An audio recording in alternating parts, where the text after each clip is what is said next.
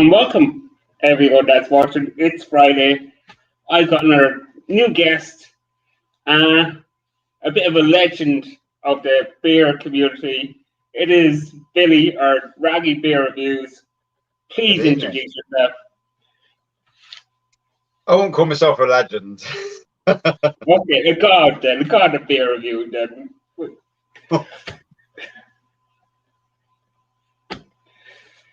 One does apologise. Eating Chinese, it's a killer. It's good to be on here.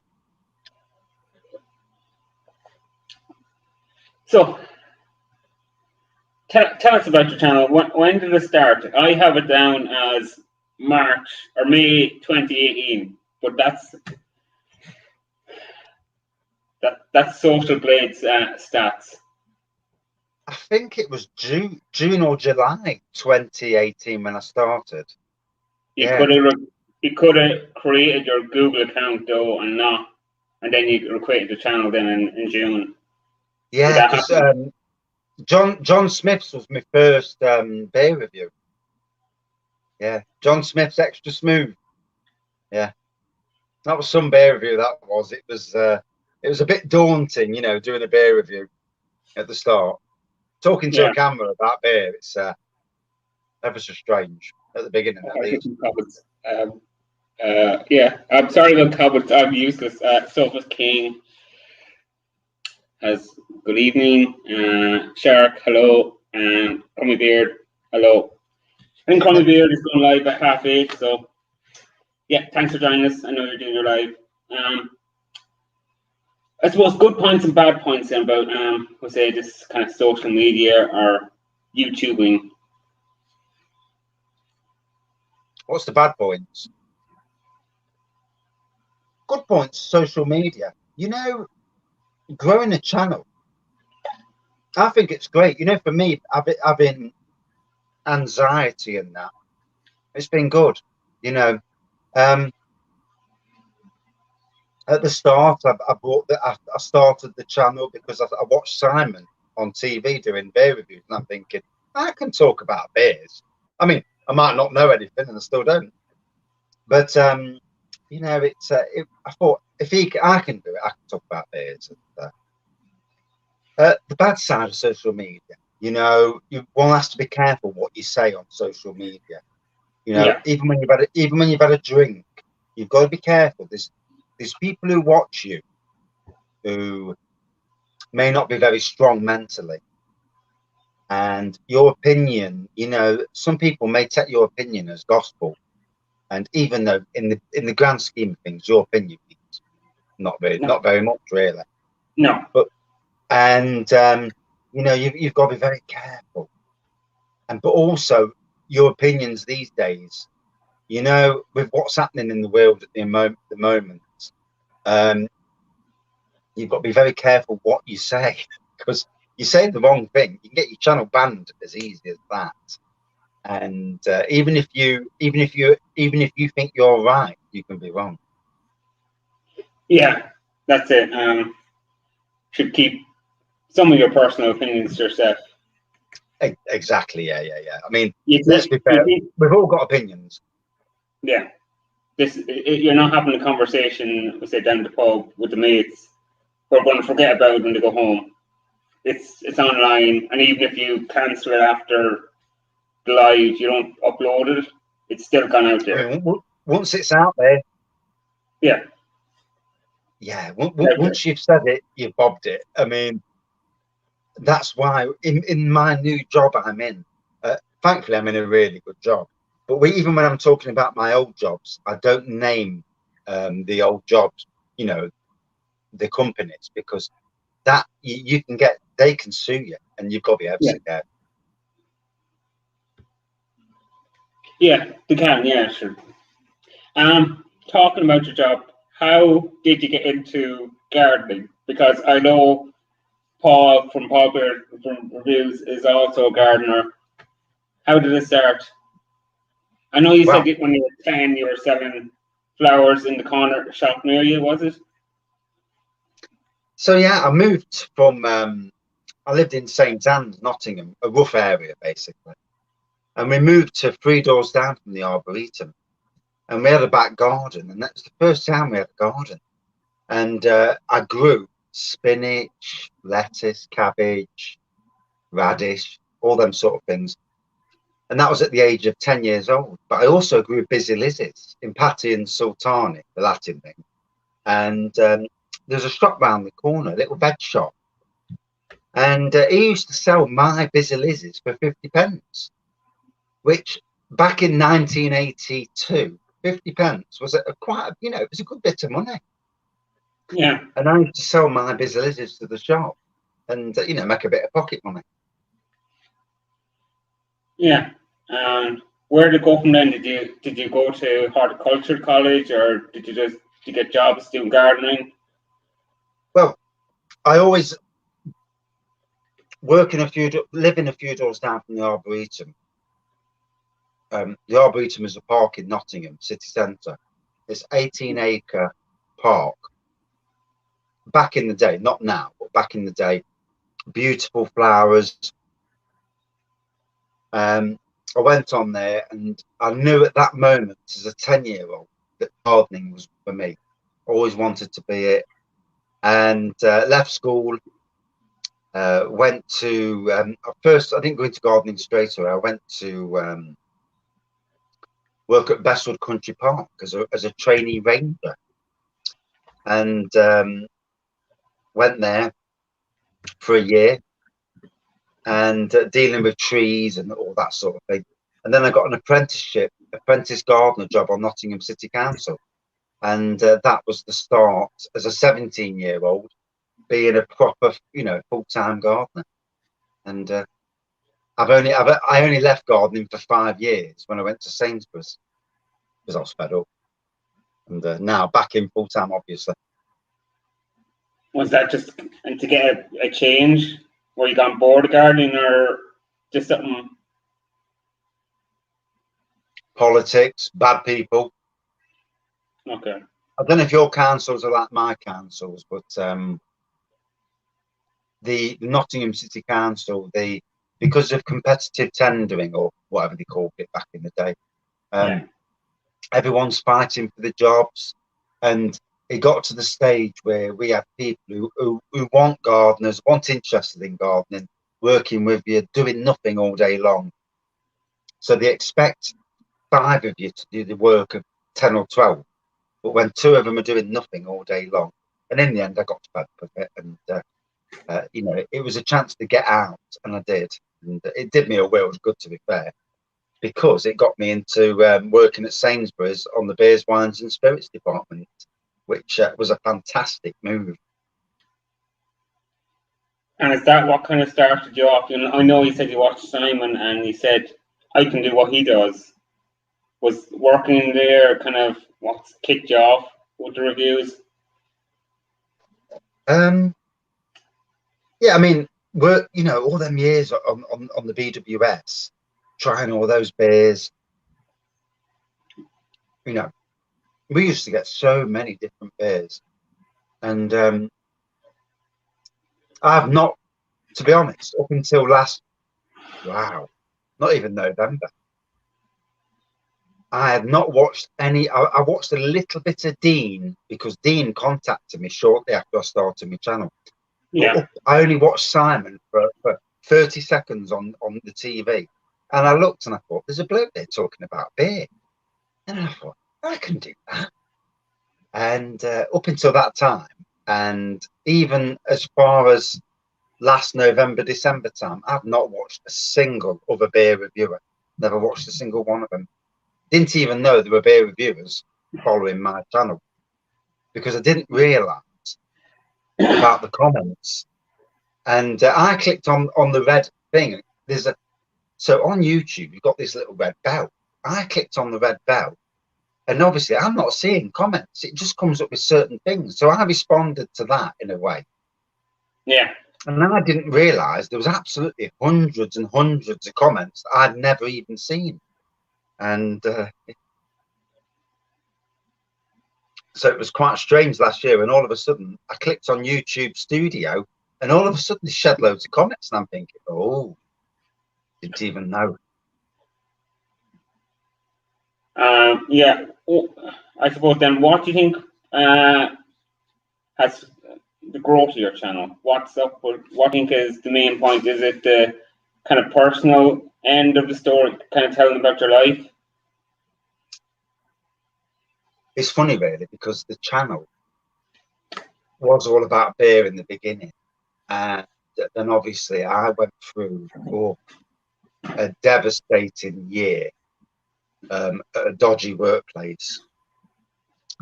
And the channel became a bit of a salvation, you know, there was a moment in time. And I think what are we now, 2021? I left in 2020. So if we scroll back to 2019, I wanted to leave jobs. When I used to work for the Rushcliffe Borough Council, Streetwise as it was called, I could see it was going downhill. The boss was leaving, and I didn't like where it was going, so I went for a new job. And on Nottingham's Park Estate, which is quite a posh area in Nottingham, and you know when you move to a new job, you're umming and ahhing, am I doing the right thing? And I worked with a great person. Me and her, we got on so well. And, you know, the balance, there was such a balance. And I went for this job. I went for the interview, got the job. My qualifications are massive in golf. And I got the job. Less than a few weeks into the job, you know, when you smell a rat, straight away I'm thinking, oh, for God's sakes, I've dropped a bollock here. But because you have to bring the money home to the family, you know, you can't just up and go willy-nilly. And so then the channel, with regards to the channel became my salvation, my bit of, I was alone in the job. And it's not easy coming home and saying to your wife that you're being bullied. You know, as someone of 48, 47, 48 years old. And then we had an issue with rats underneath the house. They got into the house.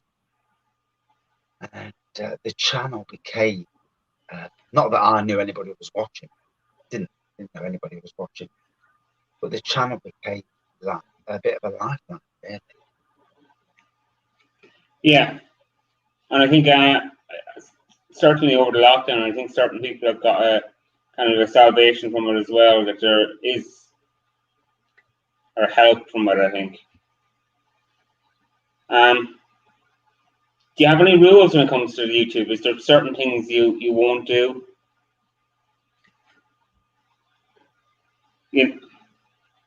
I'm not really interested in food reviews. I mean, I'm eating a lovely Chinese as it is, but that's just because the Chinese came late. Yeah, I'm not bothered about doing food reviews. I don't know really. You know, as YouTube channels grow,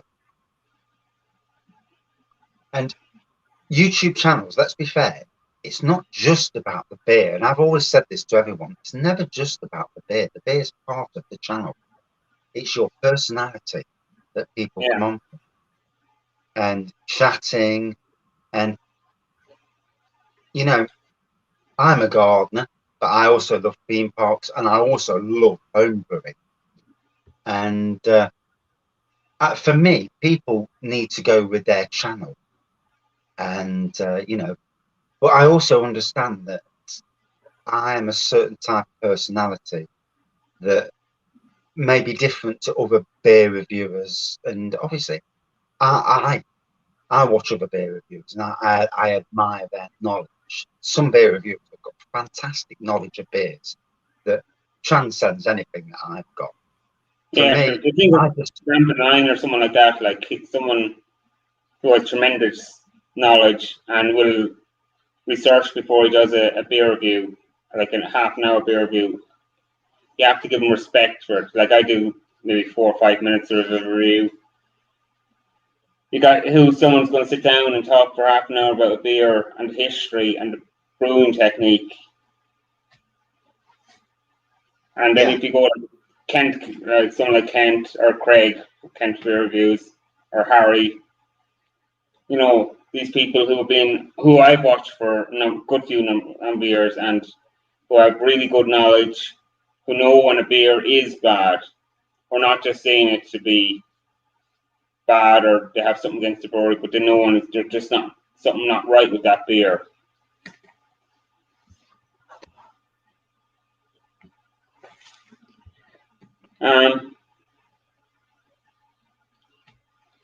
I suppose this is going to be a bit more of a weird question. Are we alone? I ask everyone this question. Make of it what you want. How am I what, sorry? Are we alone? Are we alone? So, answer your question. I ask everyone this question. I sometimes struggle, you know, with the Irish accents, like I said, you know, are we alone?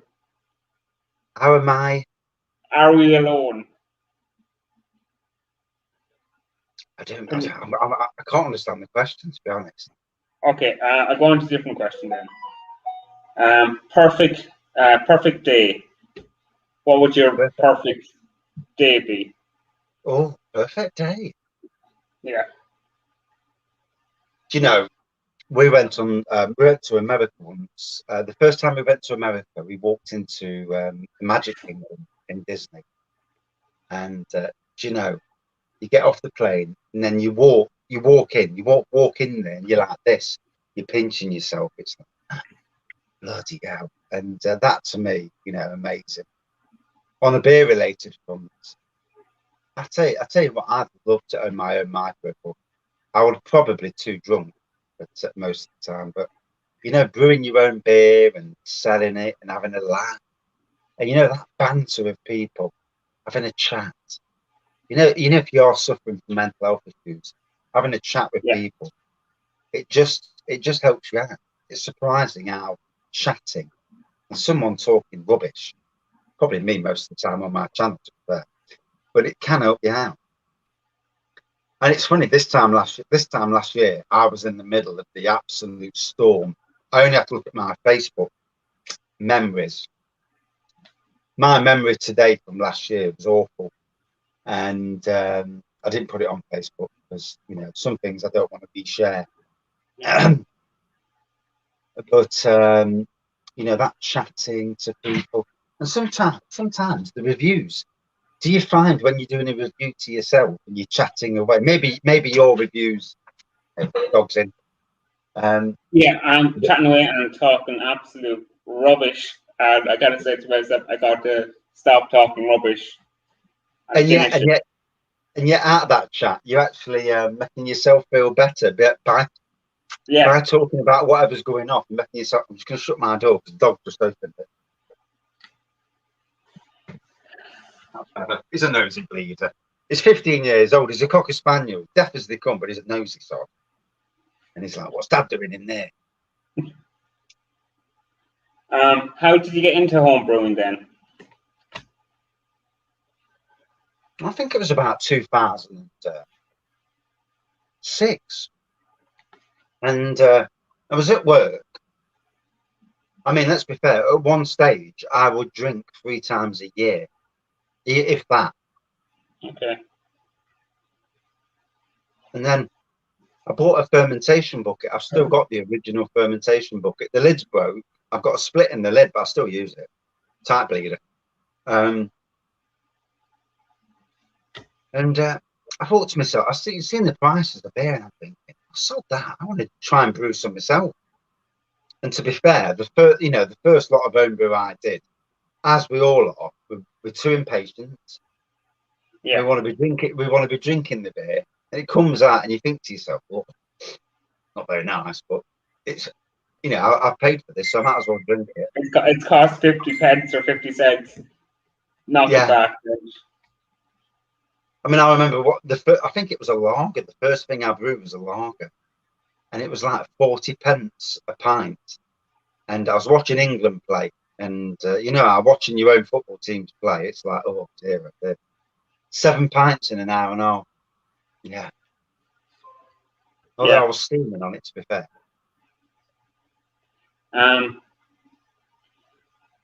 What's your best beer you brew then? What's your go-to beer to brew? Oh, now that's funny because you know today's beer kits are amazing. Yeah.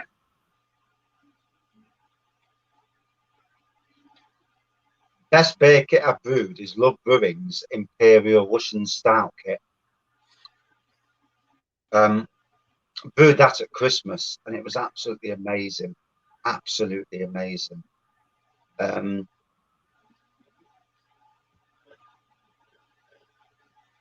than that, St. Peter's Honey Porter, that kit, again, unbelievable. And the good thing about both these kits are you can play around with the kits. You can add extra sugar, spray malt or whatever. And I'm actually going to get this. Look at the door shut.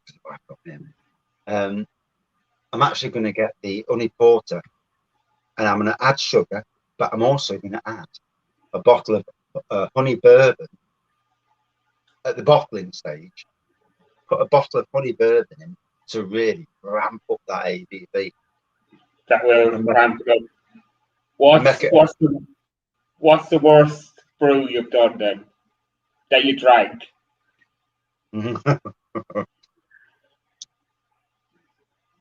It's a toss-up here because I've done 3 vile brews. There was the grapefruit juice wine. My God, it was harsh as hell. There's the famous prune juice wine. I mean, that stuff. I mean, I was drinking it one night, and I'm drinking away.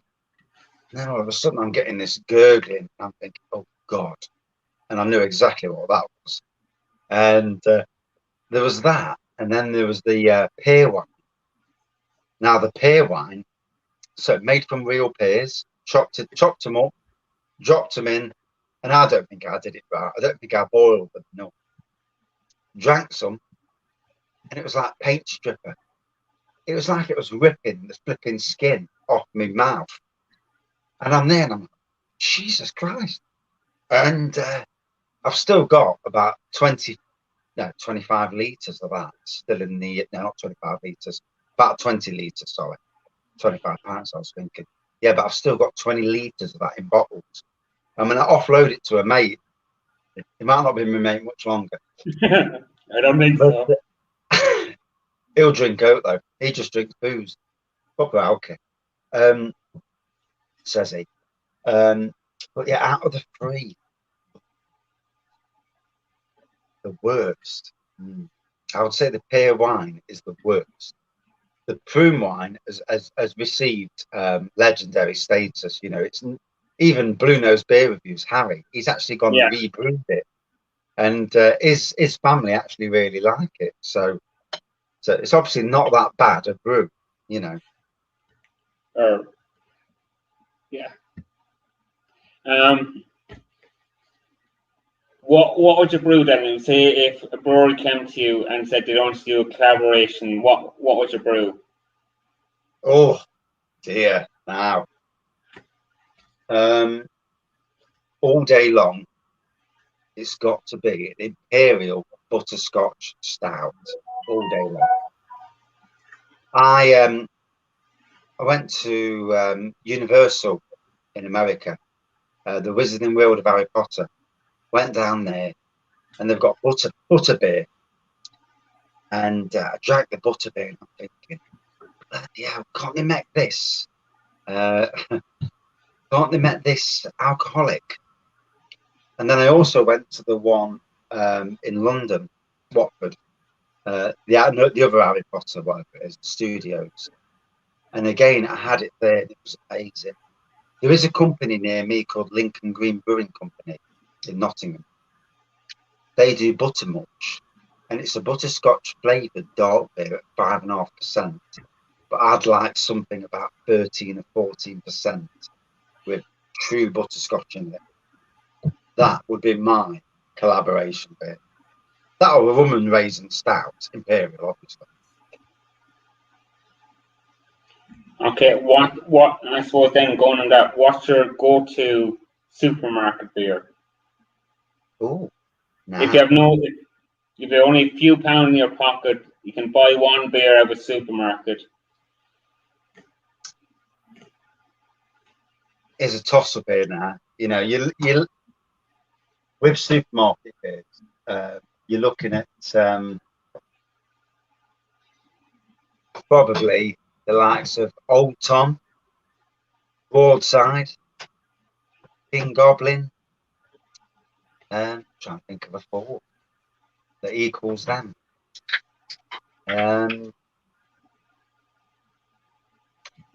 No, I can't think of another one that really supermarket. You know, regular supermarkets at least, because obviously a lot of beers aren't regular supermarket.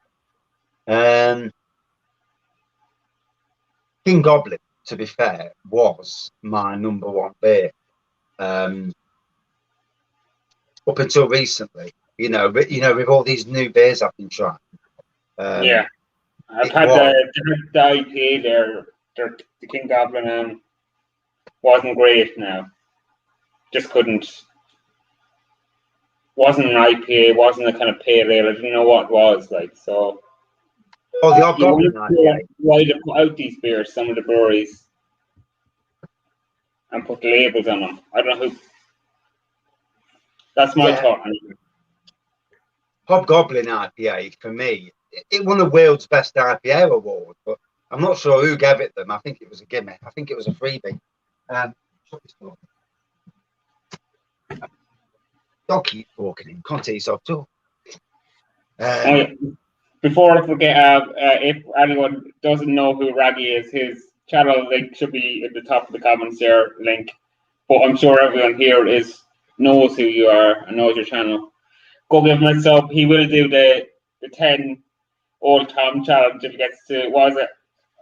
Hey, well, I've set more of a jest, really. You know, because you never know with YouTube. You may get to a certain amount of subscribers and never get any more. You know, that's the thing. And I did say that if I reach 1,800, we're doing an Old Tom challenge. So 10 Old Toms. And it won't just be me doing it, but it will be basically a channel thing. So it will be people on the channel, other beer reviewers, on StreamYard, give people the link who are doing it, and we'll do it live. And all in a bit of fun, because let's be fair, if you can't handle 10, you don't drink them. You know, if you get to 3 and you've had enough, you walk away. You know, no one's a hero. But it'll be interesting. You know, I mean, on a given day, I can easily, without a shadow of a doubt, neck 10 Old Toms. But then on another day, 3 or 4 in, I'll be steaming. So, you know. Who brews it? I never heard of Old Tom before you said it. Who brews Old Tom, or what percent is it? So it's Robinson's Brewery, based in Manchester, and it's 8.5%. Comes in a 330ml bottle. So someone said to me it works out to 105.9%, but I think the maths are wrong. Or was that something to do with the Duvel challenge? Could be something to do. We won't mention about that. We're really upset about certain person during the week. So Yeah. We don't want to go down that road, do we? Yeah. Good evening, Scott. Good evening, Scott and Wanda. Hope you're enjoying Staggering Good. Have you had anything from Staggering Good? Scott actually sent me a beer from there. Does it live up to the name? That's what I'm thinking. Yeah. Seems to be there. No, I've not. I mean, to be fair, you know, only I would say in the last year have I had craft beers away from discount anything that's at supermarkets. Only in the last year have I actually been drinking stuff that's only in the last year have I been drinking stuff that's considered craft. You know, if you take away the supermarket element. Yeah. Mainly first local, like from adventurebeer.co.uk that's near me in Nottingham, and then obviously ordering from the likes of like low cost beer and places like that. And obviously, I mean, I've been reviewing nearly 3 years now, if you call it reviewing. But obviously, there's a hell of a lot that's still to learn, which is a good thing. I mean, only if in Nottingham, in the last week, there's been 10 new beers come out. That's just in Nottingham. How the hell can anybody keep up with all these new beers?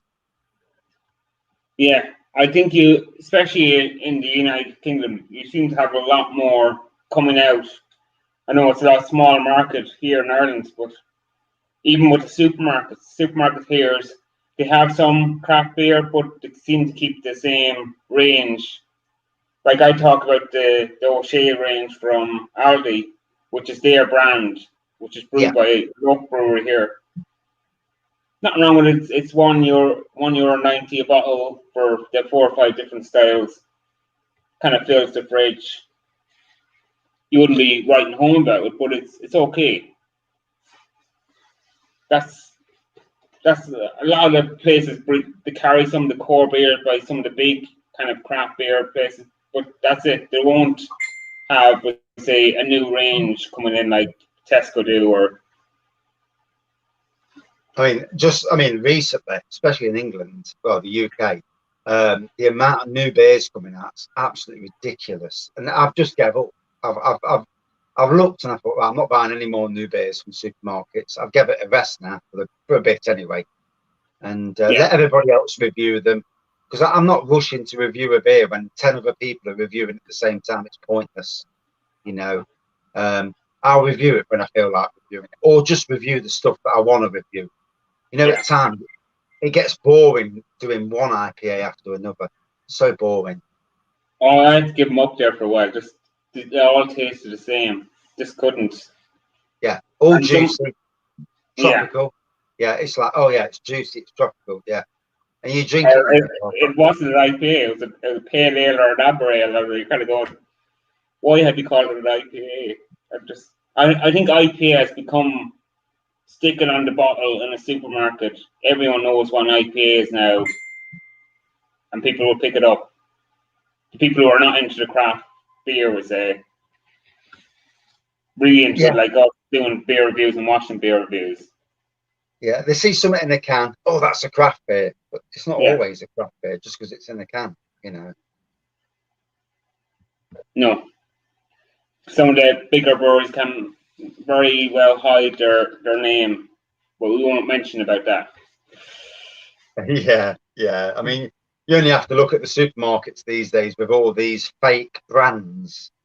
Yeah. And and it's usually probably one or two or three different breweries doing them all, to be fair. That's it. Yeah.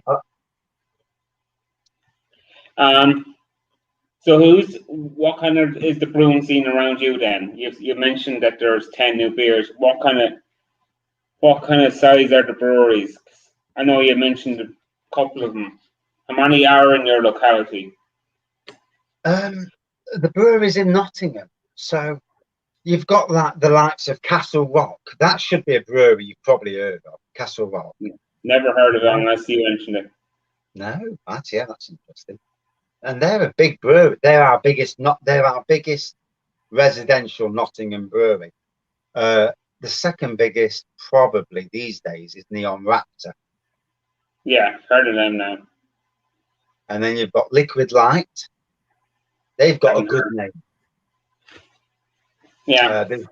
Blue Monkey, Nottingham Brewery, Lincoln Green Brewery.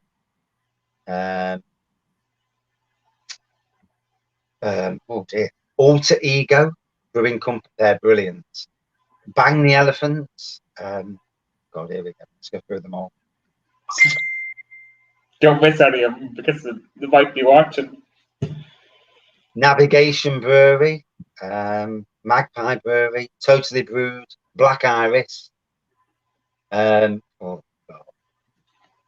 mean, I've had beers from most of them. I'm trying to think of the other ones now. Brampton Brewery, Beer Mats Brewing Company. there's a lot. You know, Nottingham. The one good thing is there's so much on the doorstep, and what I do like is variation.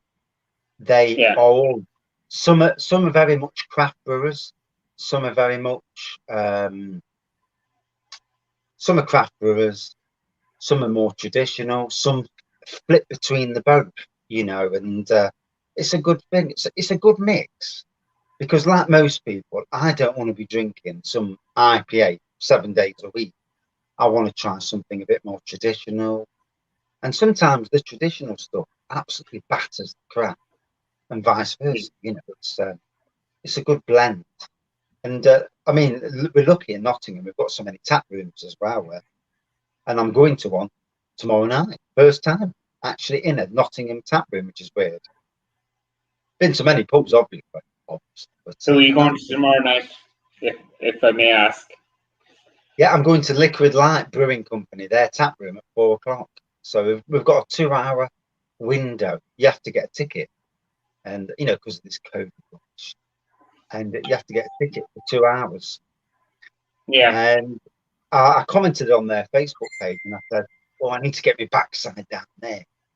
And the head brewer owner turns around to me and says on Instagram, it says, "Yeah, we've got your hyperdrive on tap 6." Hyperdrive is Liquid Light do, and it's probably my #1 ever beer. And this is from a beer festival. So, like most of the times, you drink it at a beer festival. It's different than drinking it at home. Yeah. Because you may have already been half canned. And to bring the good stuff to the festivals. Yeah. And it's called Interstellar Galactic Hyperdrive Rum and Raisin Stout. Although the last time I had it, me and Bullman went into Nottingham and it was a porter, so I thought it was a stout. And when I had it at the beer festival, it was 14% strength. I had half a pint, and I was, oh Jesus! And yeah, for the next 3/4 of an hour, steep. And then I quickly rallied, you know, as you do. You have one, and you're like, oh, that's it, man. And yeah, I rallied after that, but it was amazing. Tastes superb. So tomorrow when I go and drink it, I'm actually going to drink it. So this will be more interesting. Will we get a live review or will we get a recording? Well, there'll be me and the wife will be there, and you can book either sofas, you can book tables, or you can book tables outdoors. I'm not sitting outdoors, so I've booked a sofa, and it fits 6 of you, so there's only 2 of us. So I'll kick the wife onto the other sofa, and I might try and do a live review, even if it's only about 3 minutes. You know, let the wife sit on the phone for a minute or two, and yeah, do a couple of a review or 2 from there. Well, I won't brew over there long, but it'd be interesting if the head brewer / owner actually comes up and says hello and recognises me. That'll be interesting. And Yeah. you know, from a Nottingham point of view, if I'm reviewing your beers, you'd think that if I was reviewing someone's beers and I lived in your hometown, you'd think you'd recognise them, but maybe not. You never know, do you? At the end of the day, you're just some bloke talking about their beer. Yeah. I suppose, have you been offered much then? Because I've asked this to other reviewers or people on social media. Have you been offered free beers or to review beers or go to tap rooms?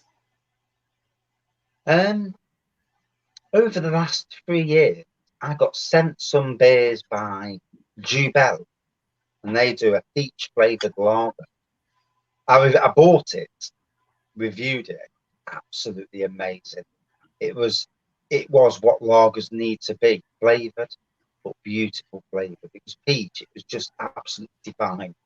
They watched my review, and they sent me 3 beers because they were so impressed with the review. Yeah. I've had a few. I've had St. Peter's Brewery. They've sent me a few beers. I did a big order I actually kind of talked them into doing a mixed box. They didn't do a mixed crate of beers. And I said to them, look, as somebody who's reviewing beers, I don't want to buy a crate to do a review because it just gets expensive. Yeah. And they brought out a mixed box. So I bought the mixed box, and fair play to them. They sent me 6 more beers that I have not reviewed. So they watch my channel, sent me 6 more beers that I've not reviewed to help me get all the beers in, which was amazing, which was very kind. Yeah, it was good of them. And yeah, you did buy from them, so they were helping you out as well. You were helping them out. They helped you out, which is pretty good. I like to buy my own beers anyway. I'm not that, it feels weird when, like I had beers gifted to me from Adam of Mersey Beers, Bullman Beers, Kent Beers, Craig, Greg and Adam. Then also I had somebody on do a surprise beer haul from Low Cost Beer, and a follower of the channel. Sadly, he's not around anymore, so hopefully he's okay. But it must have been a good 150 quid's worth of beer sent. Yeah, that's nice. It was amazing. It gobsmacked me because obviously beers aren't cheap. No. Let's be fair. I mean, but no, on the whole, I've had a few from Goathead who's watched. I think he's in the background. He's there. He's commented a few times. I'm sorry to people who's comment. I don't usually interact too much with comments. It's about the person I'm trying to interview or talk to. I do apologize. He actually came up to Nottingham. He came to my house, and obviously all COVID secure, obviously. Okay. Yeah. And he bought some beers up, and I actually gave him a load back as well. He had some of my homebrew and that, so it was kind of a good trade, really. But it was good to meet. You didn't give him the whole brew from the hot tub, did you? You didn't give him the whole brew from under the hot tub. No, I gave him some of the Imperial Russian Stout and a few bits, and a couple of Lincoln Green beers as well. Fair play. And surprisingly, I've had a few from Castle Rock Brewery in Nottingham as well. They've sent me a few beers, a few, 3 or 4. Yeah. And but on the whole, no, not really. I've not had breweries getting in contact and saying, "Oh, would you like to review my beers?" Oh no, I do forget. No Frills Joe. They actually sent me 8 of their beers. They were on Craig's channel, and they were asking people if anybody's interested. And I says, "I'm interested. Free beers are free beers." Yeah. And I think that's about it. In the 3 years, that's it. So, obviously, any free beers, any gifted beers are great because it all helps keep the cost down. I mean, at one stage, I had a good 500 beers in there that I was buying, and with the cost of beers now getting more expensive, I've actually cut off buying new beers. And obviously, you're in that season now. Pubs are reopened, so tomorrow go into a tap room, and obviously, if you're on a budget, you can only spend so much, can't you? I mean, it's as simple as that. You can only justify spending so much. Yeah, I bought some beers for myself. I went to a good bottle shop. It's near enough. It's in Kenny City. It's near city to me, and I bought about 9 or 10, and it was €35. Yeah. And I was trying to get a few kind of low cost ones to bring down the cost of the expensive ones. But every beer you see €6-7 for some of the big IPAs and some of the big name breweries. You just can't. I can't afford it anyhow. I don't know. I'm definitely on a budget, and it's just out of my price. You feel under pressure then when you're recording if someone has sent you a beer when you're giving it a review? No, I don't feel under pressure. No, I mean, let's be fair. I try to be try to do a beer review right. I try and pick out the faults, but I don't feel under pressure. You'll know if I'm not overly keen because I've got this thing. Would I drink it again? And if I won't drink it again, then that's my way of saying I don't like it. But no, I've never felt like I've been under pressure with beers. I mean, the ones that are sent to me, and to be honest, half the time I forget anyway. So I forget who sent them, or if I bought them. So it's one of them really where I can't remember half the time. I mean, there's been a few beers that I've slated, but in all the reviews, the worst beers I've had, three come to mind.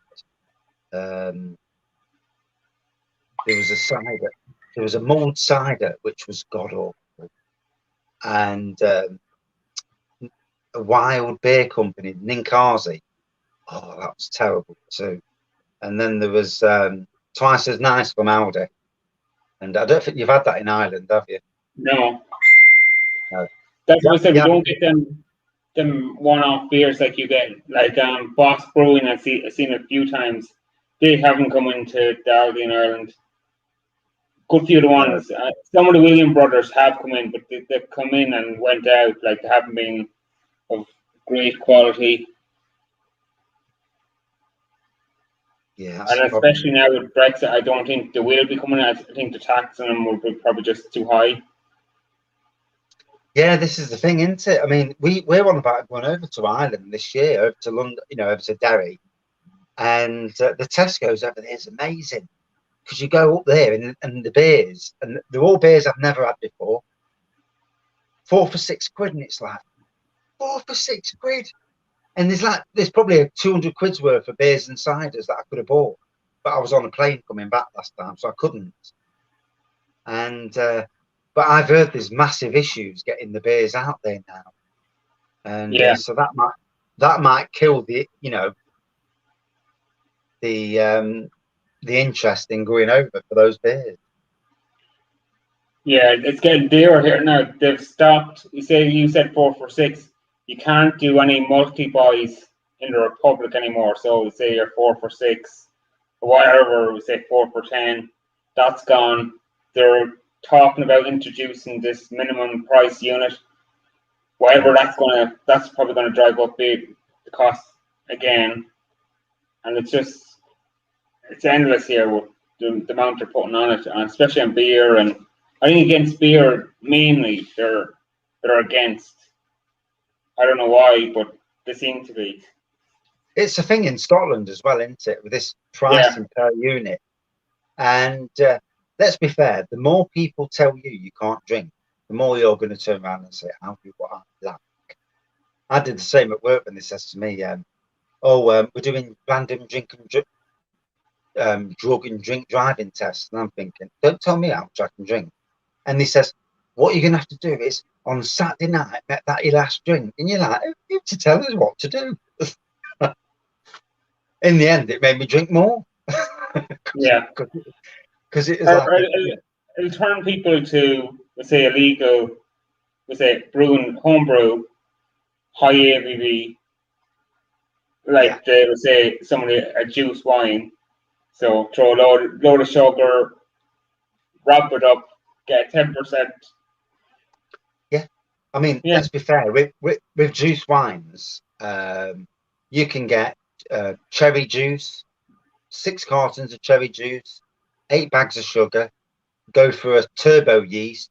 You can make 21% wine from that. Yeah, that tastes not quite nice as well. To be fair. If they can do it in jail, someone at home could do it. So that's what I say. I mean, then you wonder why people distill like potatoes and stuff and make poutine and all that sort of stuff. Have you tried? Me? No. Yeah. I was given a bottle of poutine to bring back, but from Northern Ireland. But the wife's grandma, when she was around, she was the head of the family, and she actually bollocked the one of the person who said, "And you're not taking that on a plane, you'll get arrested."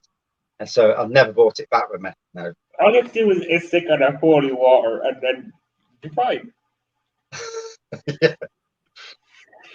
Just if you are getting it, make sure your source is okay, because now lots of people are brewing, the fake vodka and all that. That's probably like you wouldn't drink it anyhow.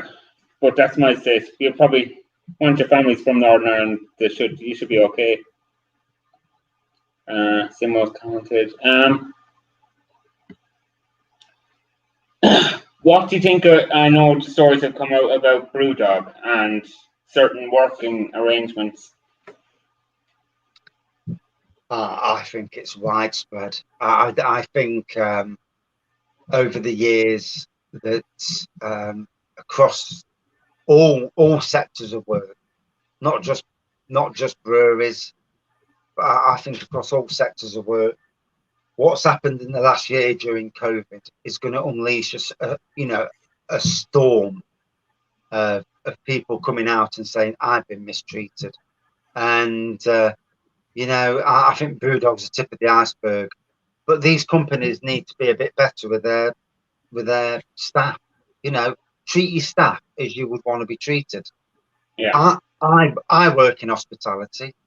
My boss is probably the nicest person that I've ever met in my life, and he actually helped me through when my ex-employers were being arseholes to me, and he actually helped me through that by going on about certain laws that are out there, and so people need to, people in like places like Brewdog, they need to treat the staff better, or they'll get their comeuppance when there's a lot of people start not buying their products.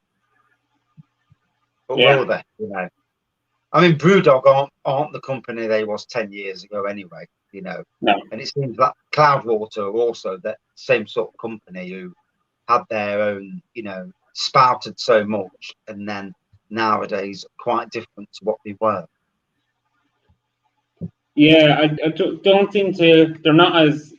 Some of their stuff was getting over here, but it's not getting over as much. But you kind of get sick of that. Once off beer, you're not going to get it again. IPA, and I don't know. For me, anyhow. I think they love themselves a bit too much, in my opinion. This thing we when you hear them talk, and they're very crafty. I mean, when you look at what they've done, they've got this equity for punts. Yeah, it's a great way of getting money off all the beer people. So they get money off in your pubs, but that money off they get in your pubs, they've got to drink at your pubs to get that money off. So it's a great way where people have paid in to get money off in their pubs. So it's a cracking way. As marketing goes, it's genius. It's like that climate thing they've done. They haven't paid for all that. The public have paid for it, and they're just taking all the kudos again. It's clever marketing, extremely clever. I must learn. I'm not sure about Brewdog that buying into this equity, and I still get ads for Brewdog and buy into it and be a part of Brewdog, and you're kind of going, why are they still looking for money? What am I going to get from it? And you're kind of going. I mean, when you look, they are massive now. All the pubs they've got an airline, they've got a blooming hotel. I'm not sure if they've still got it, but the place in America, their new brewery in America, and they're kind of, I think it's a hotel as well, and you can fly over and stop in the hotel and watch the brewing process and all that, and it's different. I think on their first flight, the toilets at the airplane stopped working. So that was a nice flight. Going back to the question you asked me earlier, I just remembered. One of our local breweries has actually reached out to me, and so Nottingham, there's a craft beer festival in Nottingham in October, hopefully, if things go, if it goes all to plan. Well, the nano breweries of Nottingham. So apparently there's 11 nano breweries. I'm not sure who they are, which ones, but they're going to brew a beer, special beer for for the festival. So I've been invited down sometime in July. This is going to happen. I've been invited down on a Sunday to do a live stream, chat to all these different breweries, have a drink. Fair play to that. As long as the wife takes me down and picks me up. And so that's amazing. As a fan of beer, as a person who does beer reviews, but mainly as a fan of beers, that side of things is so interesting. And the same brewery have also said to me, next time we do a brew, we'll invite you down, come down and join in. And as a gardener, I don't mind digging out the mash tun, and all that business, because it's digging. It's not exactly hard for me. Been doing it all my life. So for somebody else who's not used to a bit of physical, it might be something, but to me, it's not a problem at all. And the whole side of that things interests me. And the interesting thing is, while I was there, I found out that with this particular brewery, that not only do they do their brewing there, but other breweries do their brewing at their brewery. There's a brewery called Lazy Bay Brewery somewhere in Nottingham. They do their brewing there. Damien from Emperor's Brewery, fame, and he is standing in the stout world is something massive. And he's got some barrels there that have been brewed there. And his barrels are nearly ready to come out as well. And I'm looking forward to that Imperial Stout. Let's hope I get my bloody hands on it, because it's like you can't get your hands on that stuff. Well, you could volunteer for the bottling day and just tell them go down on the right day. Wink, wink. Yeah. I know what you're saying.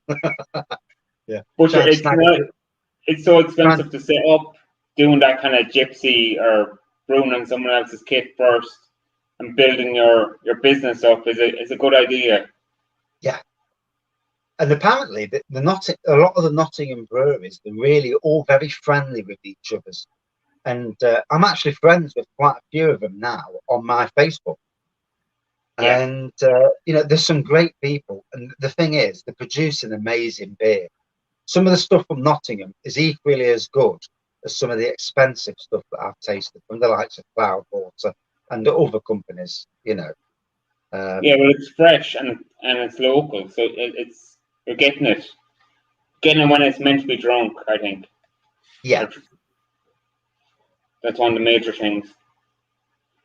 Where do you think the COVID-19 and we'll say at the bars, we'll say tap rooms at bars are going to go? Do you think certain people are going to turn away from your more traditional and go to a craft or a tap room where you can get food and local beer, maybe? I see.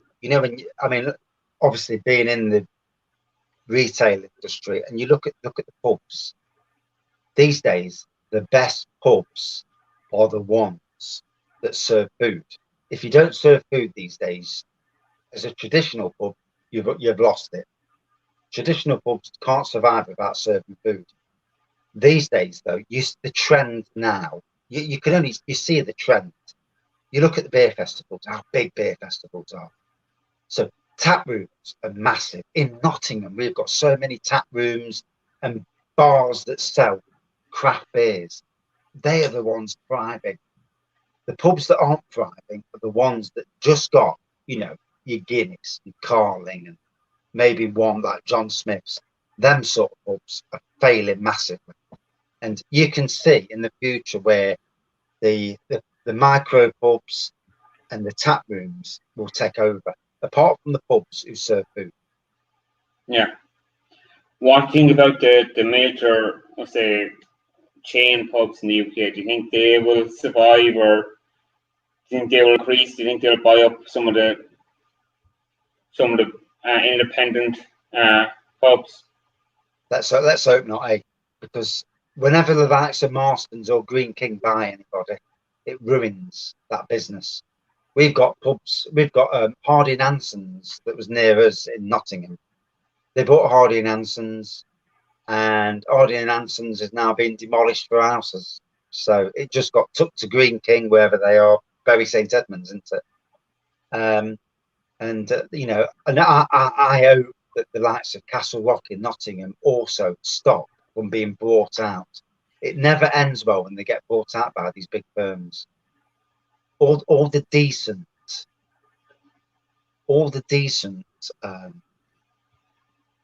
breweries need to keep away from these mega breweries and not be bought out.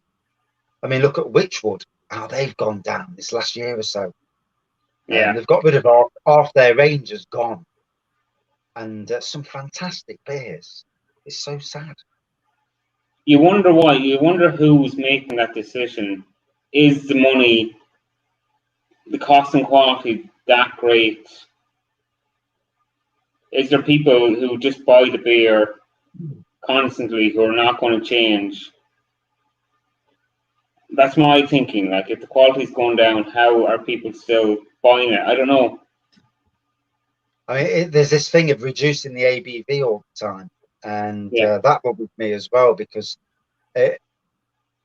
Sadler's and their Christmas pudding stout was amazing, and it was 6%. It was a top class traditional Christmas pudding stout.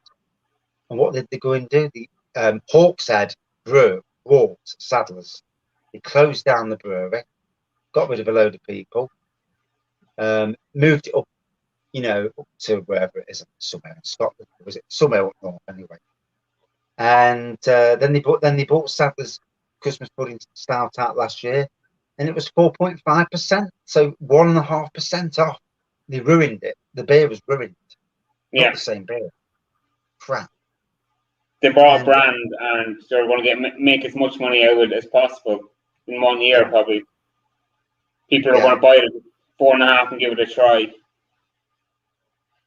I mean, I can understand dropping it by a few digits, maybe from 6 to 5.7, but to 4.5, that's an absolute disgrace.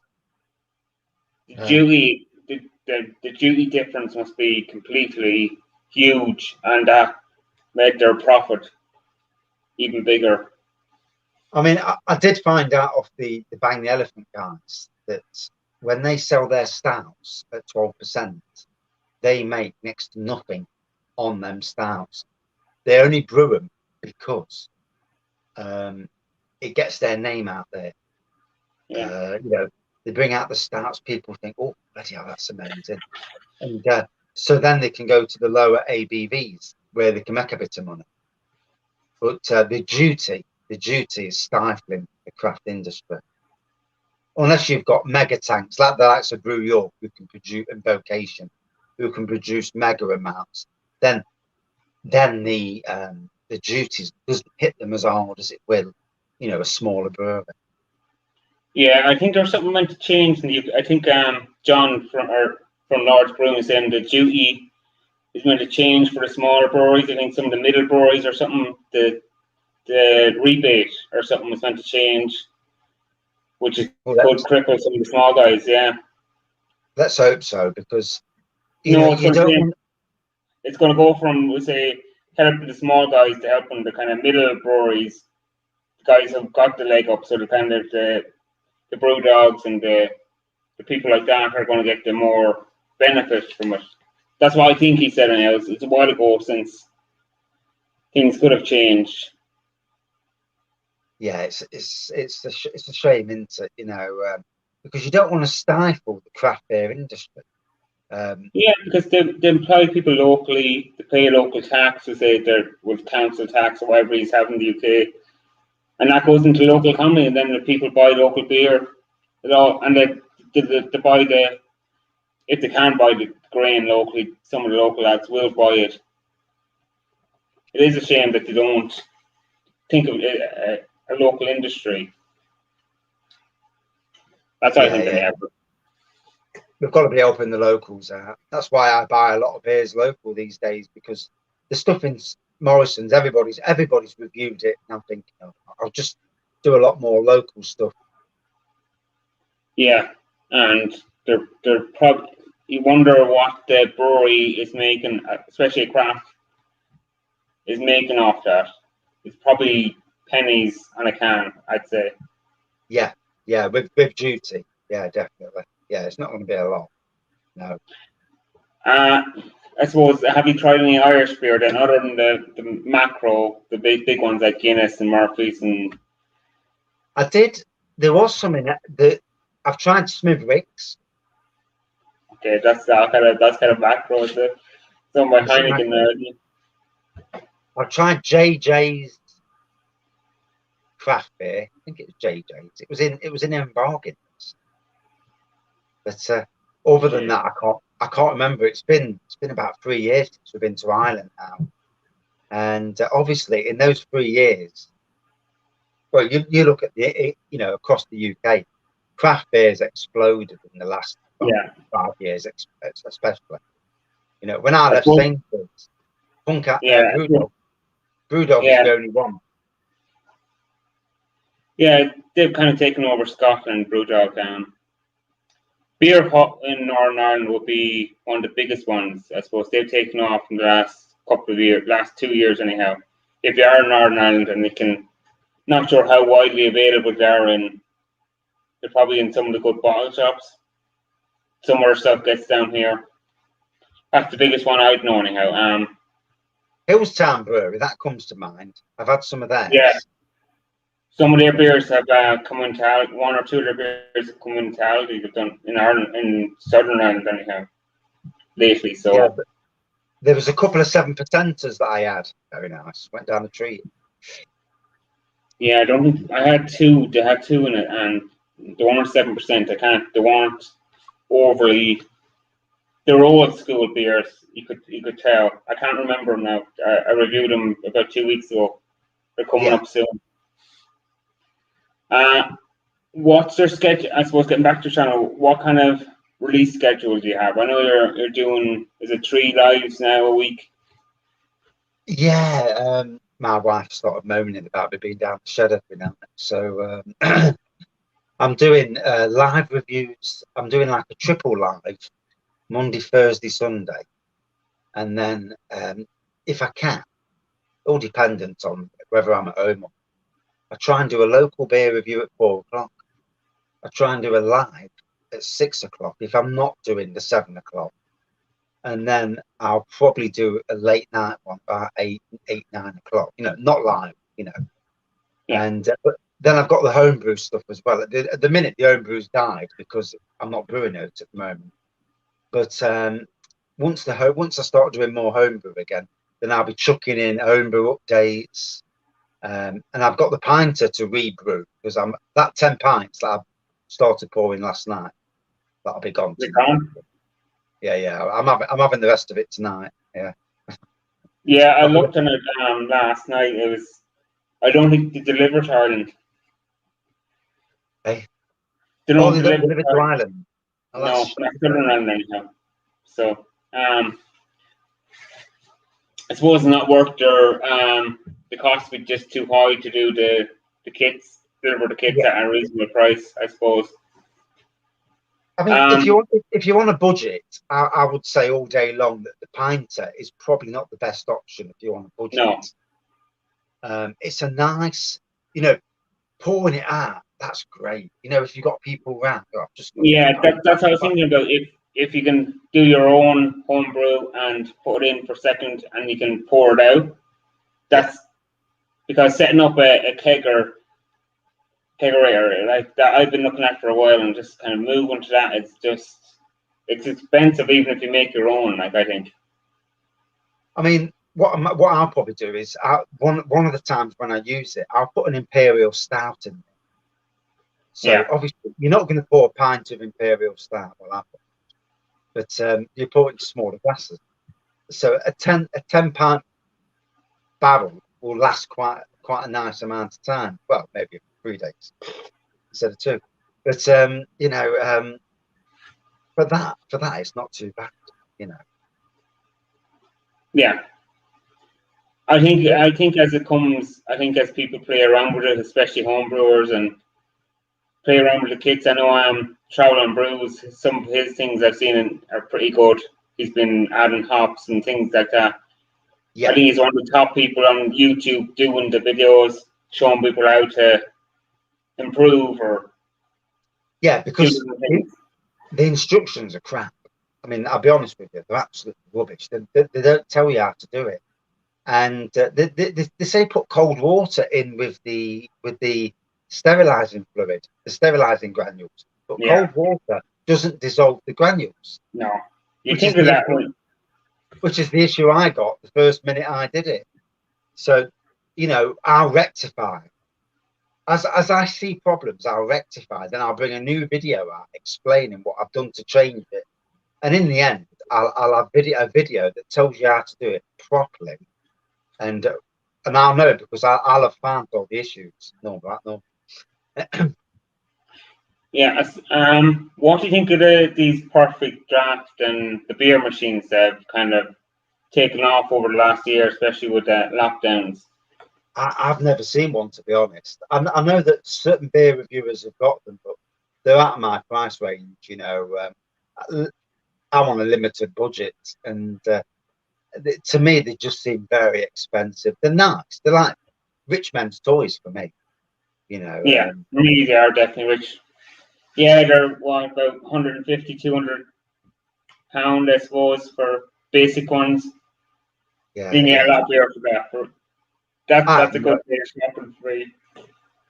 I have no interest in any of that. The pinter was about as far as I'm going to reach, which was 75 quid, well 85 now. But that's about as far as I'm reaching at. At the end of the day, it's only a hobby, and I mean, unless you're somebody like Simon, nobody else is making any money off it big enough to make it to justify keep buying them machines. Unless you're in a good job, obviously, and you can afford it. Yeah. Then unless you get it for free, but I doubt anybody. No. Or the likes of Simon's. Unless anyone here wants to give me one for free, I will take it. Just, I think you want Billy as well. Yeah, me. Yeah. What's it? Where do you think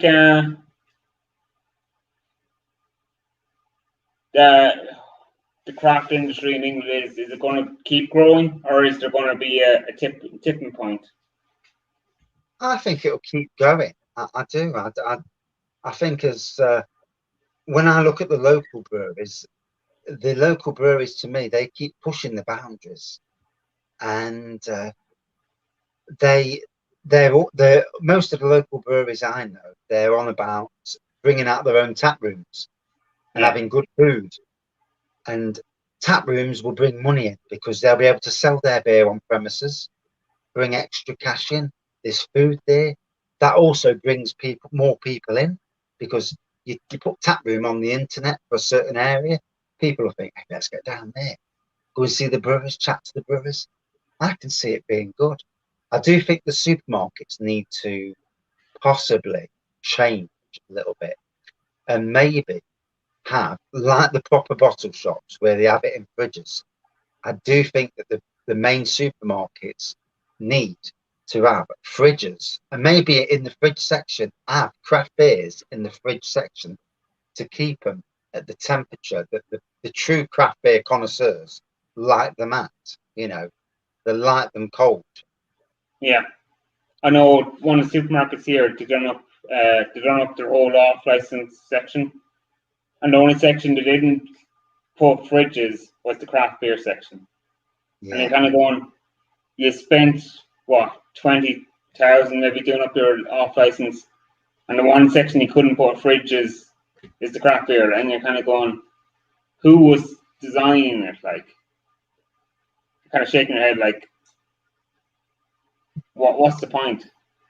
I mean, I remember years ago in Nottingham, there's a craft beer shop in the Flying Horse Walk in Nottingham, and they didn't have fridges. And I watched on YouTube or Instagram today, and now they're bragging. They say, "Oh, look at all our craft beers in fridges." I thought it was years ago, and so obviously they're all doing that now, to cater for that sort of buyer. But not all craft beer places are like that, though. There's a shop in West Bridgford near me. They've got their craft beers, and none of them are in fridges. So, I suppose it depends. That's it. I suppose it depends how much money you've got as well to do these things. Yeah, it's the turnover. If they're turning over the beer quick enough and they don't have that big of stock, it probably doesn't matter as much. No. But if it's sitting there and it's a warm place, it's going to change the beer, and especially supermarkets. God knows how long it's spent out the back, and then Yeah, because in the back, it's absolutely red hot in supermarkets. yeah, So on the shop floor, it's air conditioned, not in the back. no, exactly. Um, if you're giving someone advice about starting up a YouTube channel, what advice would you give them? Other than not to start up a YouTube channel. Yeah. I would say, start off on supermarket beers. Don't buy anything more than what you can afford. Don't go Yeah, buying £10 beers to review. Start reviewing the stuff in the supermarkets, which is cheap. Getting the taste for it, because obviously no one's perfect. All these no, people out there that think they get every taste, they might be lying to themselves. And I think the vast majority are. I know if I can't get a taste, I can't get it. I'll say it. Simple as that. Get a decent phone or a decent camera. These days, phones for me are the better option because you can use StreamYard to actually do live reviews from day one. Whereas I yeah, waited till I got to 1,000 chuffing subscribers, although I could do lives from about 30 subscribers in, and then YouTube changed the rules.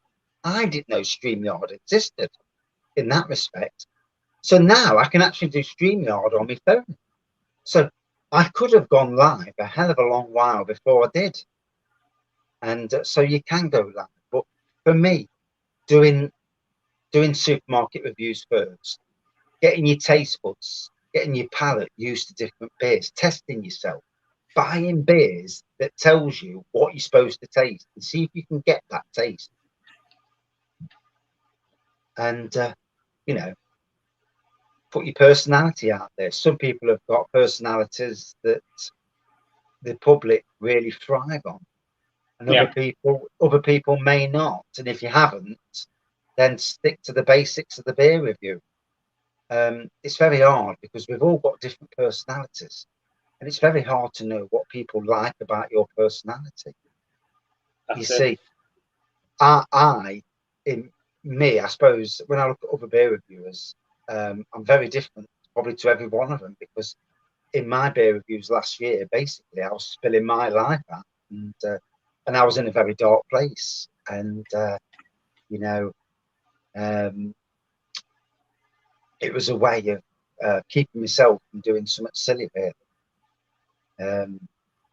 But yeah, it's not easy talking to a camera as well. It can be difficult at times nowadays on live. When I'm doing lives, I find it as easy as they come to do live beer reviews.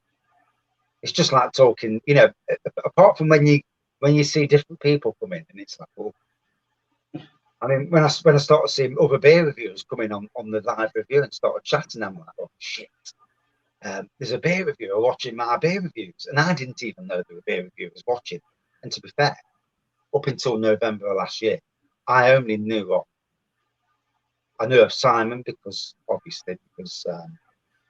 he was the Everyone one knows Simon. I think that's team first, and I knew of Dean because Dean came to me in the early days of the channel, and obviously I was absolutely scared stiff. But yeah. apart from that, I didn't even know there were any other beer reviewers. Not that I was taking any notice, to be fair. I didn't take no notice of any part of YouTube at that time. Yeah, I think I was going to do a video of here's the beer reviewers, kind of Ireland, UK, and I got up to about 70 people, 70 channels that are active. And I kind of said, that's just too many people for me to edit it to go here's. So it might come out sometime, the video, but 70 different beer reviewers. Wow. that's I think we're talking who was Craig did a live with Harry Good last night. And I put down 70. I think some of the rest said there's more, but I think there's 70 active. That's what I counted in Ireland and the UK. I know there's 3 in Nottingham. I know there's me. There's Craft Beer Basic. He works at Neon Raptor. He does, and but he is. I don't think he's doing regular reviews. I think he's doing 1 a week, or I think even he's. I don't think it's for him. You know, you see people and they start doing reviews, and then they get bored, and then there's Crummy. And Crummy, to be fair, he's got a lot more active lately. He was very much quiet up until about the last month or so. And well, he got in doing with John from Norwich Brewing, I think, and that's kind of set him off. Yeah, and I think he's got a lot. John's not going to do the live on Friday anymore. I think Crummy's going to take over that 5 o'clock quick point live on Friday. Oh yeah. Yeah. So yeah. So there's someone out there for different people. You mightn't like a certain way people do a certain review. If it's a supermarket beer and you want a quick review, is that what I like? There's someone there, or if you want a more in depth. I mean, let's be fair. Rampant Lion, James, his reviews, or they're just on another level. He knows more about the breweries than anybody out there. When I look at Craig and Bullman, them two, their beer reviews, they get the taste they get. You know, they're both amazing beer reviews. Obviously, there's so many out there, so it's hard to watch everyone. You know, I struggle. You know, especially at the moment. Yeah, I struggle getting my own beer reviews done. Never mind watching anybody else's. Well, I think that's what Crummy Beard kind of said last night. You create your own channel and you watch less and less because you're creating content. Like I try to go into, if people are having lives, I try to go in and have a comment or a couple of comments anyhow, even if I can't stay for the whole thing. And I try to watch, at least go back to people and watch 1 or 2 of their videos and give them comments, because I know it kind of helps the algorithm to push them up. But it's hard. It's hard to get to everyone, and you forget about channels then. And I mean, I've got a wife who's not overly keen on me doing 7 nights down the shed, so it's I've had to cut back a little bit. But then also, I can't be drinking the amount I was drinking. I mean, at one stage, I was doing four beers reviews in one session. Yeah, and crazy. You know, I don't. I thought you could end up in a burnout situation where you're going live nearly every night. There, I said this can't last. He's not. It's either gonna cut back or end it.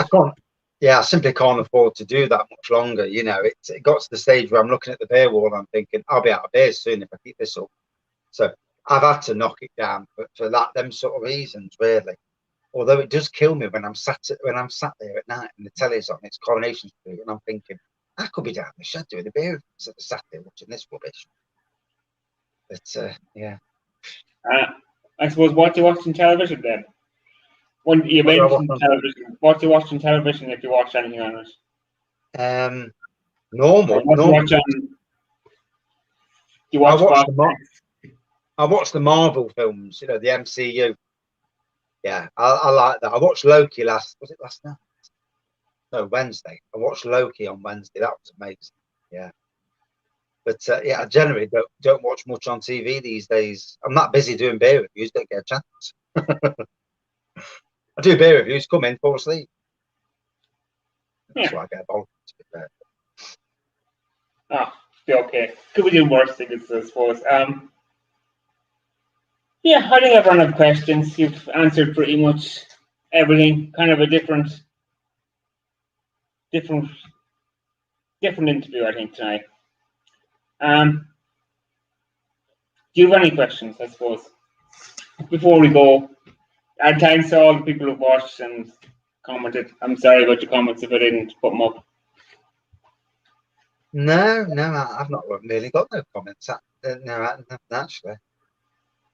How do you see your channel going then? Hey, turning the interview around now. How do you see your channel going in the future? Probably kind of sticking where it is. I looked at the stats there during the week, and I think I went down 2 subs in the last 2 months. So my subs have stalled, my watch time has stalled, all my stats are red. So I don't know. I'll have to try something different. I don't know. Yeah, I've noticed quite a drop since since the pubs have gone back. The pubs have reopened and since the pubs have reopened, and I've noticed quite the drop in views, people watching YouTube channels.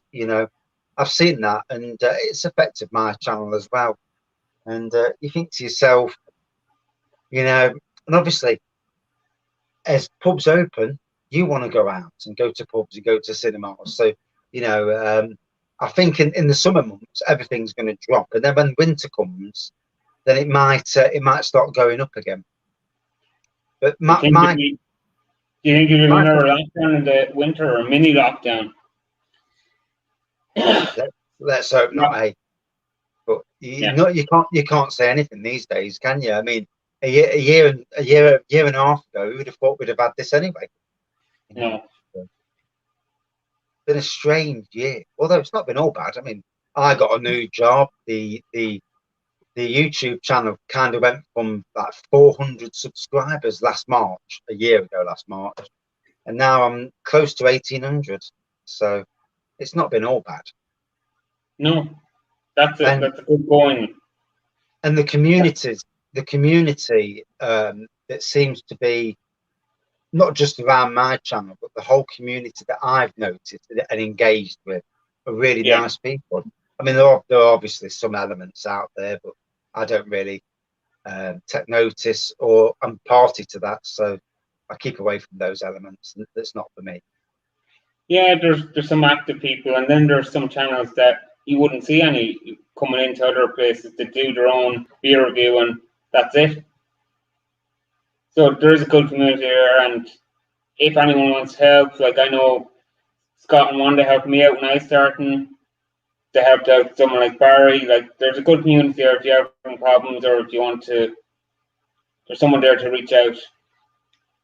Yeah, I mean, there's a lot of nice people out there, that's for sure.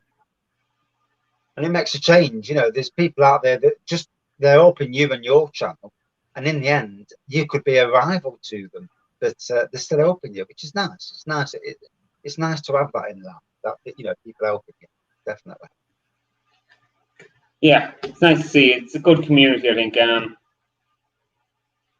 You wouldn't see it in other. I don't think you see it in other places. I think some of the other groups or other, like the food reviewing, and some of them can be a bit distant. Maybe, I'm not sure. I think I've kept you long enough. I think we're an hour and a half. So I will say thank you to everyone who has watched. Again, Raggy's channel, the link should be up there on the top of the comments somewhere, if I put it in right. And we will say goodbye and thank you to everyone. And I will see you next Friday, hopefully, if I can get someone to talk to. And we will hit the red button. And bye. Cheers, everyone.